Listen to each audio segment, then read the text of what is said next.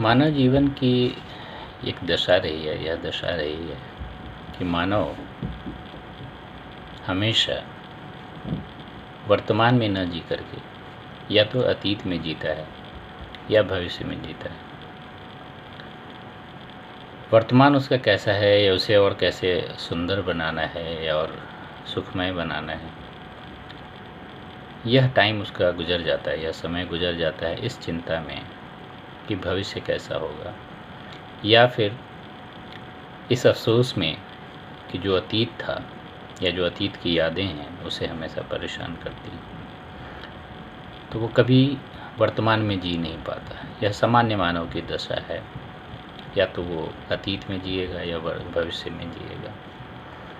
उसी तरह से एक और धारणा है जहाँ पे मानव हमेशा इसलिए परेशान रहा है कि उसका जो वर्तमान है, उसका जो ये जीवन है जिसमें वह जी रहा है, यह जन्म जो उसने पाया है वह तो उसे मिला। और कहते हैं कि यह जन्म 84 लाख योनियों में सफ़र करने के बाद,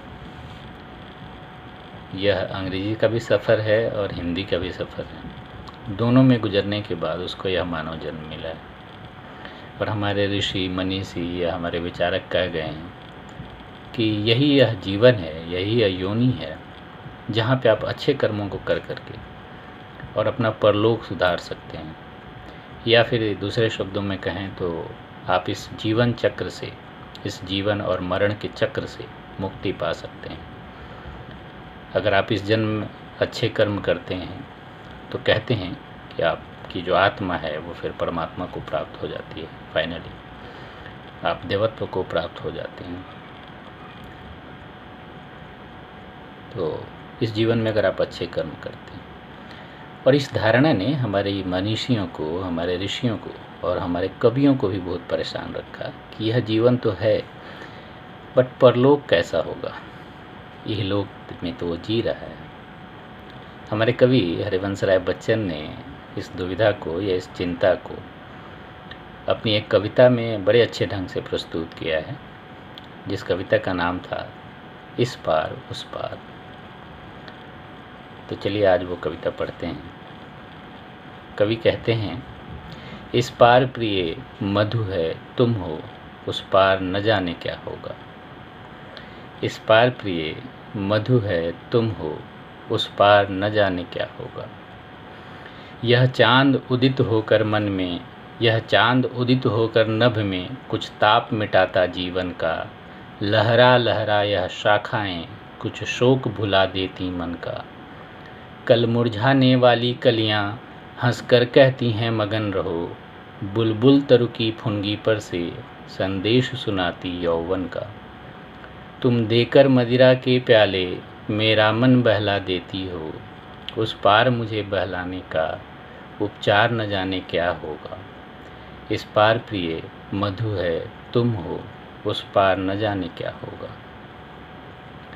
जग में रस की नदियाँ बहती, रसनादो बूंदें पाती है। जीवन की झिलमिल सी झांकी नैनों के आगे आती है। जग में रस की नदियाँ बहती, रसनादो बूंदें पाती है। जीवन की झिलमिल सी झांकी नैनों के आगे आती है। स्वरतालमयी वीणा बजती, मिलती है बस झंकार मुझे। मेरे सुमनों की गंध कहीं यह वायु उड़ा ले जाती है। ऐसा सुनता उस पार प्रिय यह साधन भी छिन जाएंगे। ऐसा सुनता उस पार प्रिय यह साधन भी छिन जाएंगे। तब मानव की चेतनता का आधार न जाने क्या होगा। इस पार प्रिय मधु है तुम हो, उस पार न जाने क्या होगा। प्याला है पर पी पाएंगे, प्याला है पर पी पाएंगे, है ज्ञात नहीं इतना हमको। इस पार नियति ने भेजा है असमर्थ बना कितना हमको। प्याला है पर पी पाएंगे, यह ज्ञात नहीं इतना हमको। इस पार नियति ने भेजा है असमर्थ बना कितना हमको। कहने वाले पर कहते हैं हम कर्मों में स्वाधीन सदा। करने वालों की परवशता है ज्ञात किसे जितनी हमको। कह तो सकते हैं कह तो सकते हैं, कह कर ही कुछ दिल हल्का कर लेते हैं। कह तो सकते हैं, कह कर ही कुछ दिल हल्का कर लेते हैं। उस पार अभागे मानव का अधिकार न जाने क्या होगा। इस पार प्रिय मधु है तुम हो, उस पार न जाने क्या होगा। कुछ भी न किया था जब उसका, उसने पथ में कांटे बोए।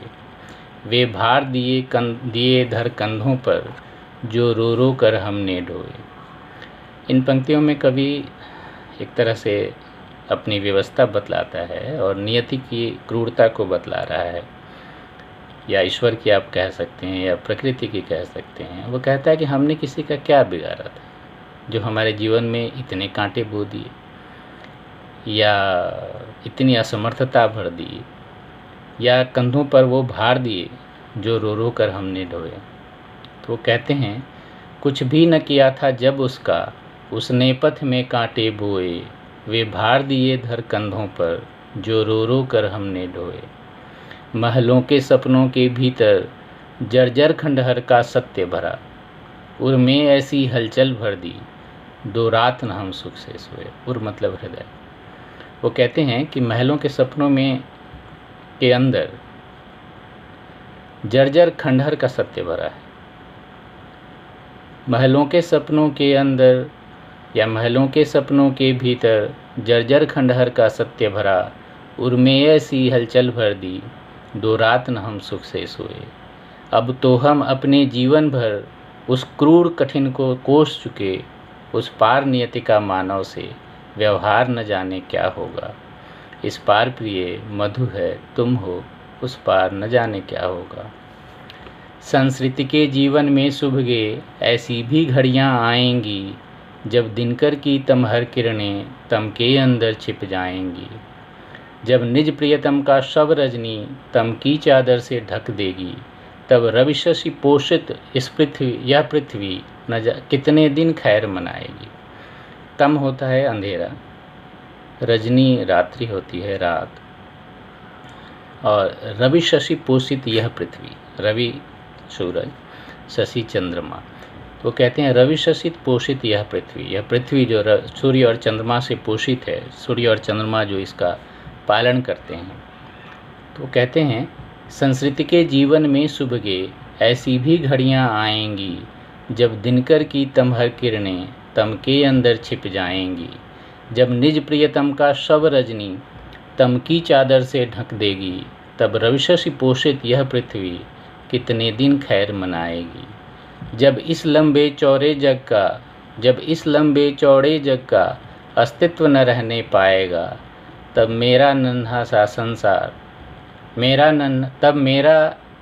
तेरा मेरा नन्हा सा संसार न जाने क्या होगा। इस पार प्रिय मधु है तुम हो, उस पार न जाने क्या होगा। ऐसा चिर पतझर आएगा, कोयल न कुहुक फिर पाएगी। बुलबुल न अंधेरे में गागा, जीवन की ज्योति जगाएगी। अगणित मृदुनव पल्लव के स्वर भर भर न सुने जाएंगे। अली अवली कलिदल पर गुंजन करने के हेतु न आएगी। जब इतनी रसमय ध्वनियों का अवसान प्रिय हो जाएगा, तब शुष्क हमारे कंठों का उद्गार न जाने क्या होगा। इस पार प्रिय मधु है तुम हो, उस पार न जाने क्या होगा। सुन काल प्रबल का गुरुगर्जन, निर्झरणी भूलेगी नर्तन। निर्झर भूलेगा निज टलमल, सरिता अपना कलकल गायन। वह गायक नायक सिंधु कहीं चुप हो छिप जाना चाहेगा। मुँह खोल खड़े रह जाएंगे गंधर्व अप्सरा किन्नरगण। संगीत सजीव हुआ जिनमें, जब मौन वही हो जाएंगे। तब प्राण तुम्हारी तंत्री का जड़तार न जाने क्या होगा। इस पार प्रिय मधु है तुम हो, उस पार न जाने क्या होगा। उतरे इन आँखों के आगे जो हार चमेली ने पहने, वह छीन रहा देखो माली सुकुमार लताओं के गहने। उतरे इन आँखों के आगे जो हार चमेली ने पहने, वह छीन रहा देखो माली सुकुमार लताओं के गहने।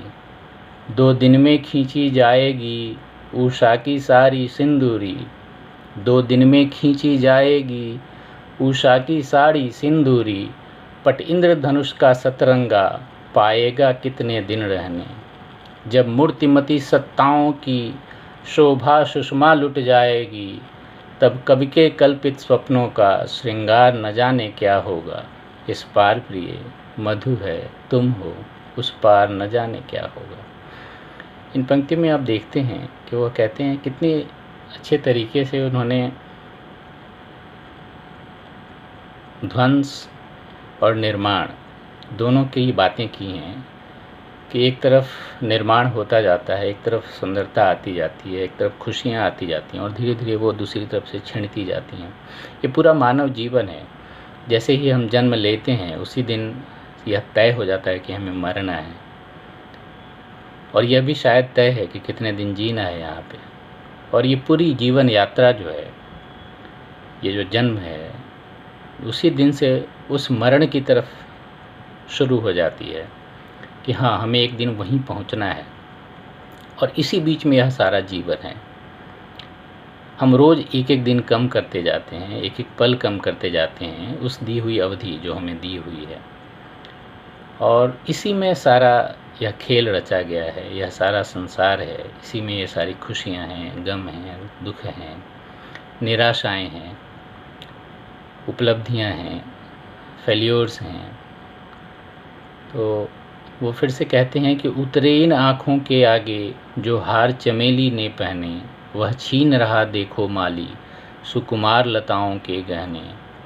2 दिन में खींची जाएगी उषा की साड़ी सिंदूरी, पट इंद्रधनुष का सतरंगा पाएगा कितने दिन रहने। जब मूर्तिमती सत्ताओं की शोभा सुषमा लुट जाएगी, तब कवि के कल्पित स्वप्नों का श्रृंगार न जाने क्या होगा। इस पार प्रिय मधु है तुम हो, उस पार न जाने क्या होगा। दृग देख जहाँ तक पाते हैं तम का सागर लहराता है। दृग मतलब नयन, आँख, नेत्र। दृग देख जहाँ तक पाते हैं तम का सागर लहराता है, फिर भी उस पार खड़ा कोई हम सबको खींच बुलाता है। मैं आज चला तुम आओगी, कल परसों सब संगी साथी। मैं आज चला तुम आओगी, कल परसों सब संगी साथी। दुनिया रोती धोती रहती, जिसको जाना है जाता है। दृग देख जहाँ तक पाते हैं तम का सागर लहराता है, फिर भी उस पार खड़ा कोई हम सबको खींच बुलाता है। मैं आज चला तुम आओगी, कल परसों सब संगी साथी। दुनिया रोती धोती रहती, जिसको जाना है जाता है। मेरा तो होता मन डगमग, मेरा तो होता मन डगमग, तट पर ही के हलकोरों से। जब मैं एकाकी पहुँचूँगा, मझधार न जाने क्या होगा।